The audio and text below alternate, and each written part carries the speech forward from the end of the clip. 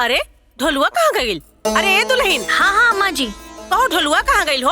अरे ओकर चुमावन न बहन बकिया बाना। अरे तो यही जे हुई है ना ढोलू।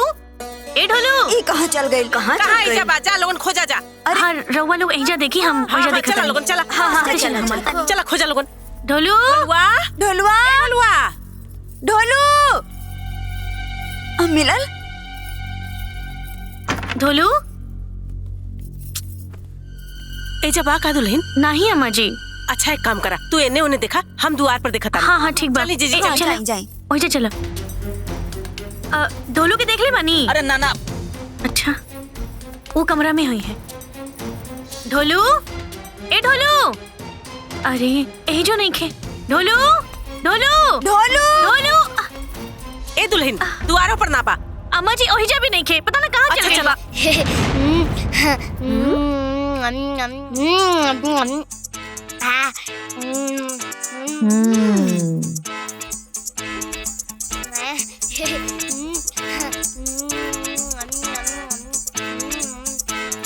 देखी छुआवन भइल ना। हाँ और अपन मुंह झूठा कर ले बा।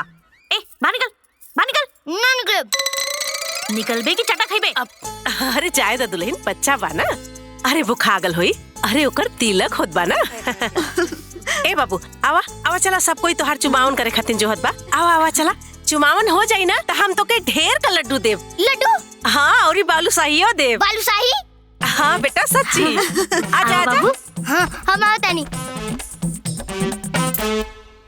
ला बचवा।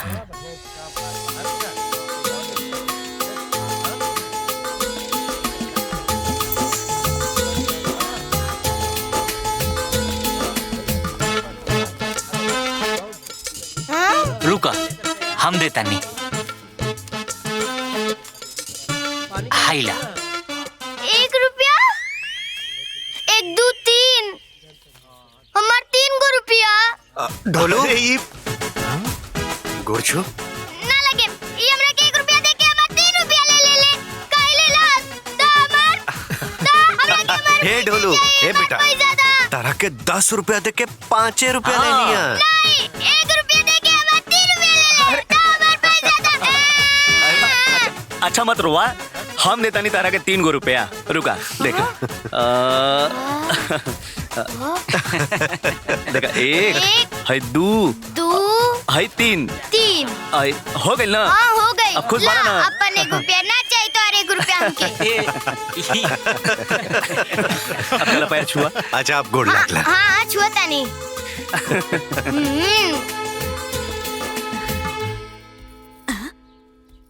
अरे भैया, अरे रितु दुल्हन, अरे जल्दी आवा ना। अरे जल्दी आवा। अरे दुल्हन जल्दी आवा।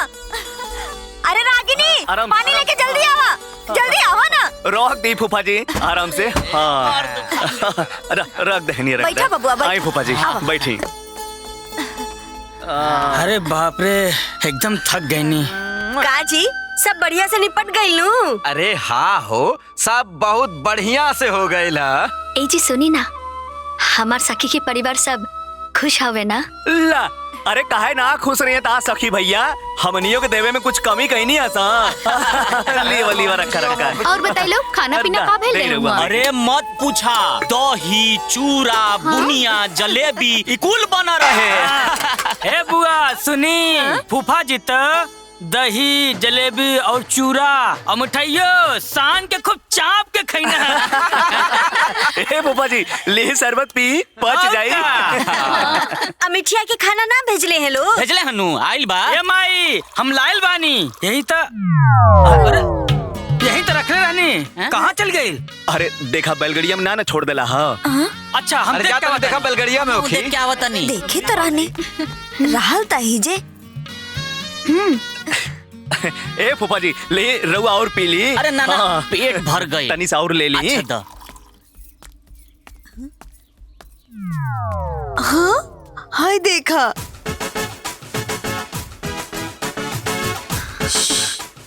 अरे चुप रहा, चला सबके बुला के ले गया बतानी। चला। अरे भैया आवा ना लोगन कुछ। अरे का भइल? आवा जल्दी। हाँ चल ये तो यहू ना बा। चली चली चली जल्दी आई हमरा साथे। जल्दी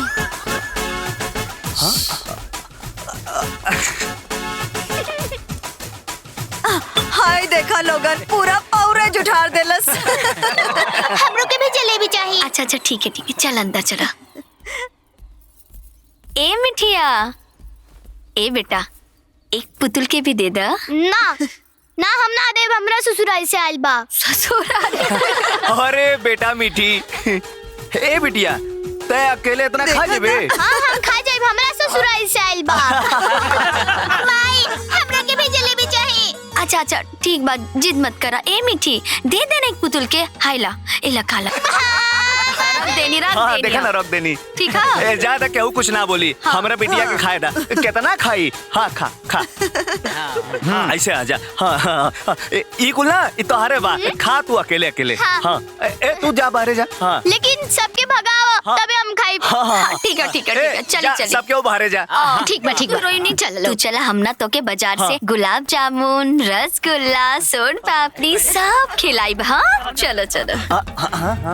हाँ खा खा बिटिया खा। दही खाला, पूरी खाला, हई लड्डुओ खाला। हाँ हम जाता नहीं बाहर। हाँ हाँ खा ला हमार बिटिया। हाँ आराम से बैठ के खा ला तू। हाँ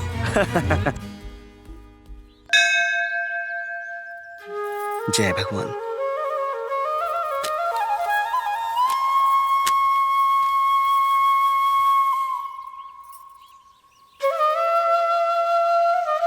हे गणेश जी, हमार बेटी के ब्याह बा, इ निमंत्रण पत्र स्वीकार करी और हमरा घरे आके हमरा जग के निर्विघ्न सफल करी। हमार ढोलू कितना सुंदर लागत बा। अरे माई बहुत जोर से भूख लगल बा। हाँ अभी निकले के।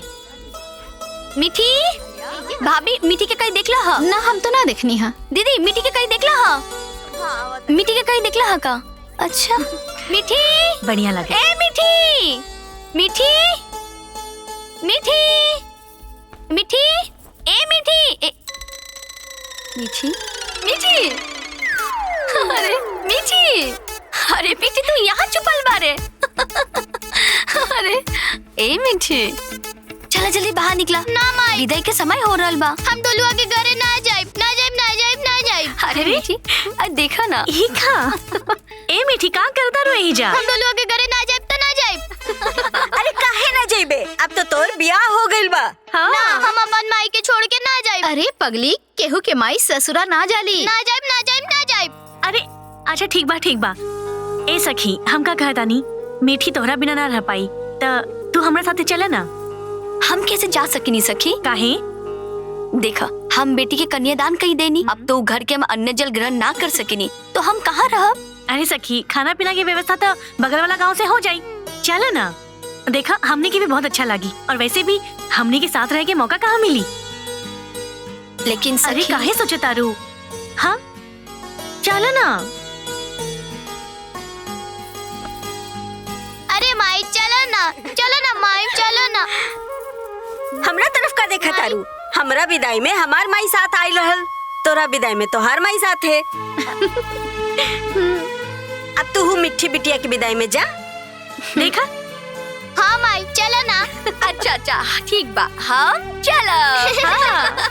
पर ओसे पहले हमार छुटकी दुल्हन के बिंदिया ठीक होई। और हमार बिटिया रानी ली है हाथ में सिंदूरा। और ओके बाद छुटकी दुल्हन ली है घूंघट। और ओके बाद होई विदाई।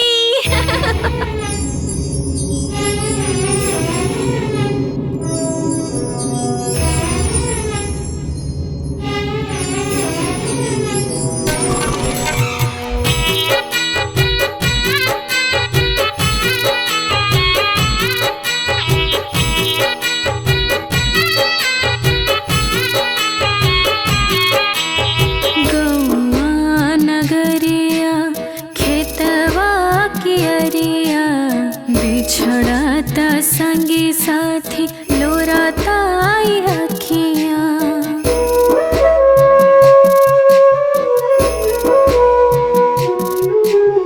गौआ नगरिया खेतवा की अरिया बिछड़ाता संगी साथी लोराता आई अखियाँ छूटल जाता घर आंगना रे माए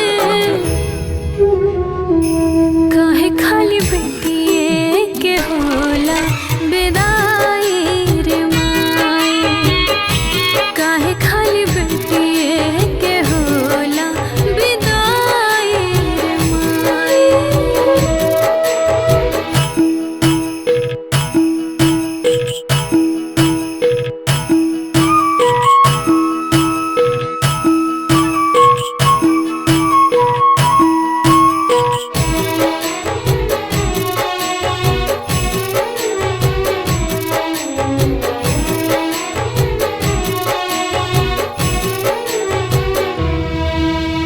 अचरा छहाई रहली तोरी सुकुमारी गोदिया में माई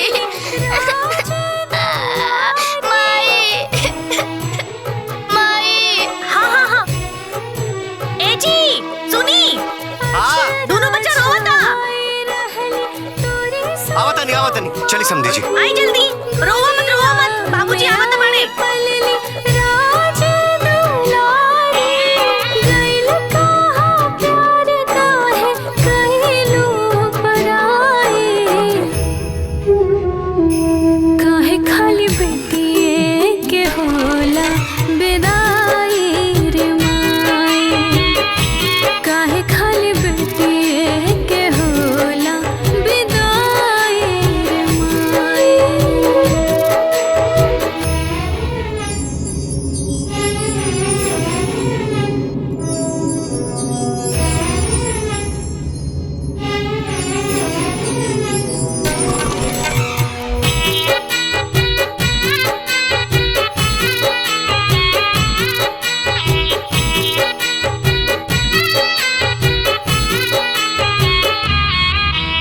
लड़के से कहलू तू पानी घर के लक्ष्मी के घर में रहते आ जाइत तो कभी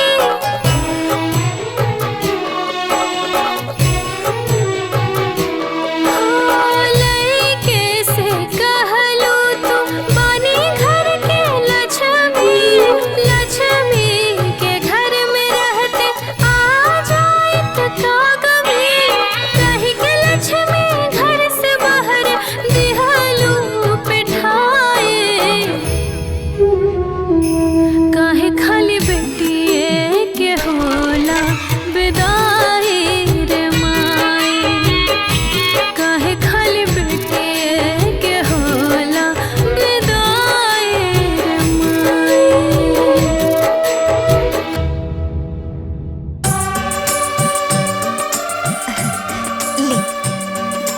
ली बुआ जी।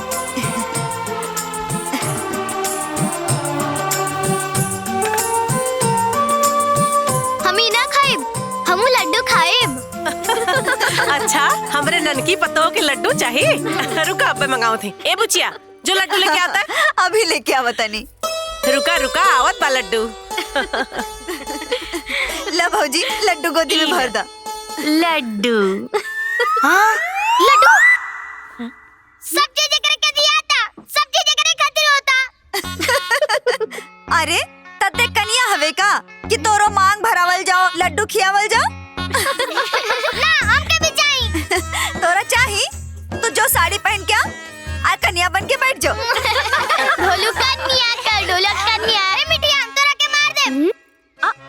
मर बा तू तो हम तार मांग टिक दे। हाँ मारब हाँ मांग टिक दे।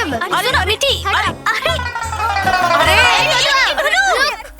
ए दामाद जी आई लगता अभी चलता बची भागत तो हमारे। अरे ढोलू अरे आओगे ये सब इधर उधर अरे रुका कुल है। अरे बाप रे। अरे भैया ये कौन दृश्य चलता? अरे भैया इस सब के रोज के ये आलबा। अरे जा लोग अंदर जा। अरे चल ना कहीं जा। चलो आओ अंदर आओ चलो चलो भीतर चलो बहुत मार मार चलो अंदर बदमाश। अरे इली हितराम रहुआ नहाबो न कैनी और और खाए के व्यवस्था हो गई। अरे भैया हमारा होते हित का कौनो दिक्कत परेशानी हो ये हमार बेइज्जती न हो। अरे महाराज अब रहुआ इतना ध्यान रख ले बानी ये कम बा का? हे समधी जी, हाँ। पिछला 3-4 पुस्त से जब राउर जैसन हित आवेला त इनके यहाँ से खाना आवेला। अरे अरे इमरती बिटिया काका का भइल काका? अरे हैला अच्छा एमन हो दाल चावल और भुजिया। अच्छा और एम्मा हो गर्मा गर्म पूड़ी। अच्छा और ये हमार कुआं का ठंडा ठंडा मीठा जल। ए सुखारी, हाँ अरे फूफा खातिर भी कुछ ले आवल करा। अरे तो हाँ ठीक बा, आज शाम के जब रंजन भाई खातिर भोजन आई तो आपो खातिर खीर आ जाई। खीर आ जाई? खीर बाप मजा जाई हो। उम्र 55 के और दिल बचपन के। 55 ना 85 के। अब वो में 88।